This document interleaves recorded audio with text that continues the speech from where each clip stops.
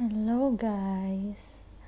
May share lang akong konti sa inyo. Konti lang naman. Konti lang. Guys, bumili kasi ako ng shampoo, Sunsilk. Matagal na panahon, years na akong gumagamit ng Sunsilk. So kapag pupunta ako ng grocery, hindi ko na tinitinan kasi basta makita ko yung Sunsilk na pangalan, kukunin ko na yan kahit anong kulay. Tapos, pagdating ko dito sa bahay, gagamitin ko na sana. Guys, nagulat ako. Yung Sunsilk, conditioner pala. May Sunsilk pala na conditioner. Akala ko kasi, shampoo lang, lahat ng conditioner. Sunsilk, girl.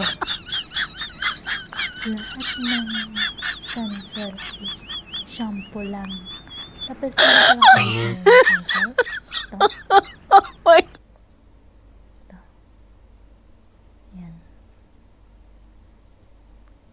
Conditioner yan. Sunsilk na conditioner.